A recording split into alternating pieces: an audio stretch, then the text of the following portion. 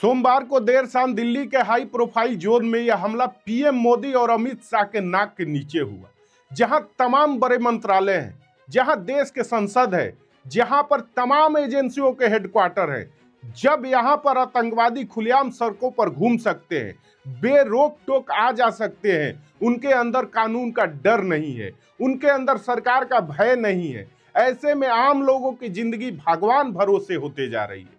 दिल्ली धमाकों के बाद देश भर में सुरक्षा टाइट की गई, जगह जगह पर जांच अभियान चलाए जा रहे हैं। लेकिन यही सुरक्षा यदि राजधानी दिल्ली में चाक चौबंद होती, आने जाने वाले वाहनों की सघन तलाशी ली गई होती, तो शायद 13 निर्दोष आज अपने परिवार के साथ वक्त बिता रहे होते, जो कि अब इस दुनिया में नहीं रहे। 12 घंटा पहले देश पर हमला हुआ, 13 भारतीयों की मौत हो गई, लेकिन नरेंद्र मोदी सज धज के भूटान निकल गए।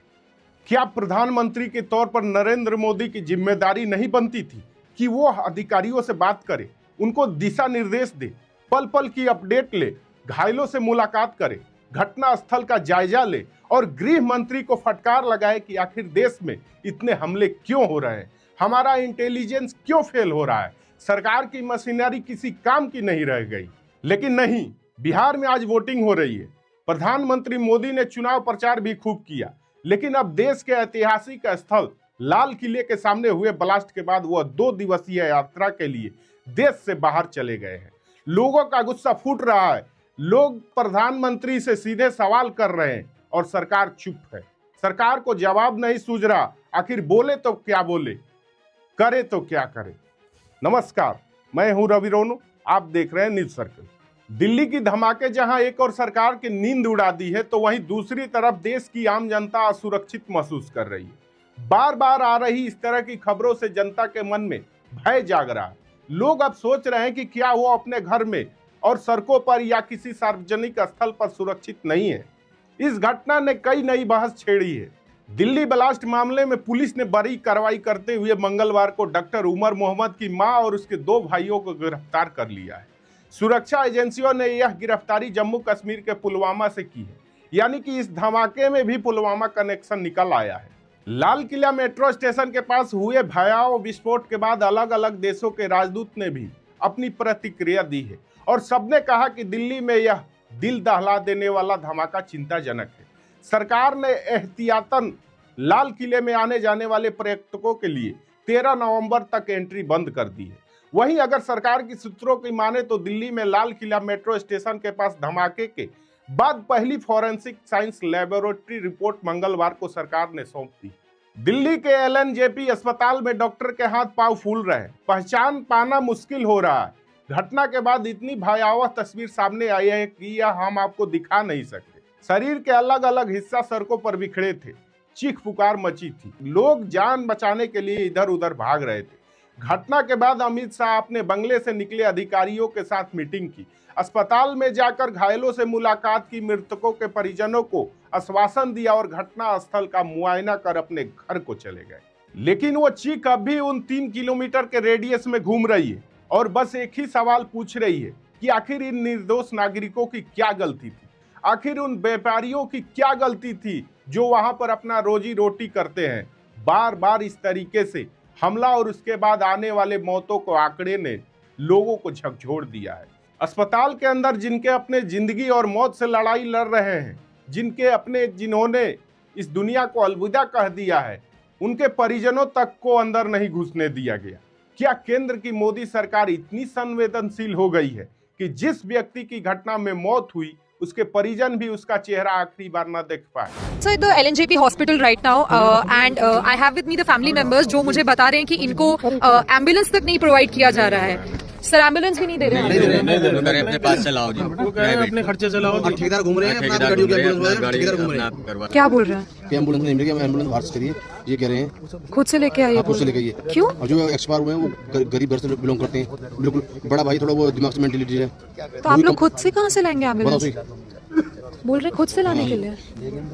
ये सच में ऐसा बोल रहे हैं? सच बोल रहे हैं। निकल चुके हैं, उनके लिए कुछ भी नहीं है, उनके लिए यहाँ एम्बुलेंस तक नहीं है। क्यों? अगर कोई पॉलिटिकल यहाँ पर होता या कोई कमिश्नर या कोई CA कुछ भी कोई भी होता, जो बड़े लोग होते हैं, उनके लिए क्या एम्बुलेंस नहीं आती? या ये सारी चीजें, ये सारी तकलीफें आवाम ही झेलेगी और कोई नहीं झेलेगा। वोट के टाइम पे तो सारे वादे किए जाते हैं, सब चीजें की जाती हैं। अब ऐसा क्या है कि यहाँ पर एम्बुलेंस भी नहीं है, कहने के लिए इतना बड़ा हॉस्पिटल है, सब चीज है, हर तरीके से ये ऊपर रहना चाहता है। देश की राजधानी दिल्ली के लिए सोमवार की रात किसी बुरे सपने की तरह थी। दिल्ली के दिल कहे जाने वाले चांदनी चौक, जनपद राजीव चौक जैसे इलाके के करीब लाल किला मेट्रो स्टेशन के पास जबरदस्त ब्लास्ट हुआ और यह ब्लास्ट न सिर्फ लोगों की जिंदगियों को लीलने वाला था बल्कि सरकार के लिए भी गहरा सबक था। यह सीधे सीधे इस ब्लास्ट ने यह दिखा दिया कि केंद्र की मोदी सरकार फेल है, उनकी तमाम एजेंसियां फेल है, उनके अंदर आने वाली दिल्ली पुलिस की स्पेशल इन्वेस्टिगेटिव टीम फेल है, क्योंकि मौत वाली वह गाड़ी लगातार दिल्ली में घूमती रही और दिल्ली पुलिस से लेकर बड़े बड़े एजेंसियां जिसका केंद्रीय दफ्तर दिल्ली में है, उसको कानों कान खबर नहीं लग पाई कि एक गाड़ी में विस्फोटक है और वह गाड़ी कभी भी कहीं भी किसी वक्त ब्लास्ट कर सकती है। राजधानी दिल्ली से महज चंद किलोमीटर की दूरी पर 300 किलो RDX बरामद होता है। तो सवाल मोदी सरकार पर ही उठता है कि आखिर इतने भारी मात्रा में जब विस्फोटक हमारे देश में पहुंचा, हमारे राजधानी के इतने करीब पहुंचा, तो क्या नींद में मोदी सरकार सोई थी? माफ कीजिएगा, सरकार नींद में नहीं सोई थी, बल्कि सरकार बिहार चुनाव लड़ रही थी। सरकार की पूरी मशीनरी का फोकस बिहार चुनाव में था। केंद्रीय मंत्री अमित शाह से लेकर प्रधानमंत्री नरेंद्र मोदी, दिल्ली की मुख्यमंत्री रेखा गुप्ता से लेकर रक्षा मंत्री राजनाथ सिंह बिहार के दौरे पर थे। सरकार के एक वरिष्ठ अधिकारी का कहना है कि जो कार I-20 घटना में इस्तेमाल की गई है, उनके वर्तमान मालिक की पहचान पुलवामा के डॉक्टर उमर मोहम्मद के रूप में हुई है, जो कथित तौर पर उस आतंकी नेटवर्क से जुड़ा हुआ है जिसमें सोमवार को फरीदाबाद में छापेमारी से पहले गिरफ्तार किए गए 2 डॉक्टर भी शामिल थे।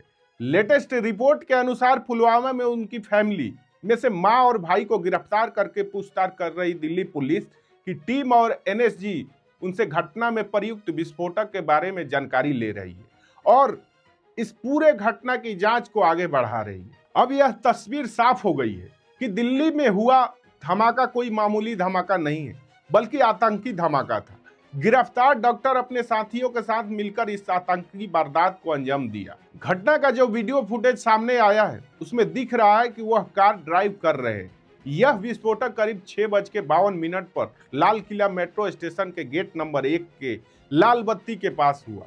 सूत्रों की माने तो विस्फोट में अमोनियम नाइट्रेट ईंधन यानी ANFO का इस्तेमाल किया गया था, जो बेहद खतरनाक है। आमतौर पर ऐसी घटनाओं के बाद पूरा देश एकजुट होता है, घटना की निंदा करता है, लेकिन अब लोगों ने सवाल मोदी सरकार से पूछने शुरू कर दिए। एक यूजर ने ट्वीट करते हुए लिखा कि एक तरफ बिहार चुनाव का अंतिम चरण और इधर दिल्ली में बम ब्लास्ट हुआ, 13 लोगों की मौत हो गई, कई लोग घायल हैं। आखिर चुनाव के वक्त ही धमाके क्यों होते हैं?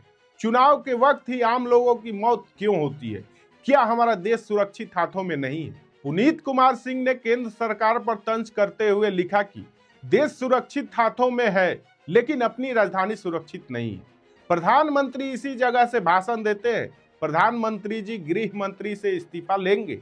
जर्नलिस्ट प्रज्ञा मिश्रा ने भी ट्वीट किया। इन्होंने लिखा कि कभी पुलवामा, कभी पहलगाम, कभी लाल किले के पास धमाका। गृह मंत्रालय क्या सिर्फ चुनाव लड़ने के लिए बनाया गया है?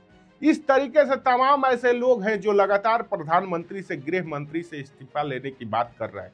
गृह मंत्री को अब तक औपचारिकता के तौर पर इस्तीफा दे देना चाहिए, लेकिन घटना के बाद गृह मंत्री मौन है। उन्होंने अब तक इस घटना की जिम्मेदारी नहीं कबूल की है।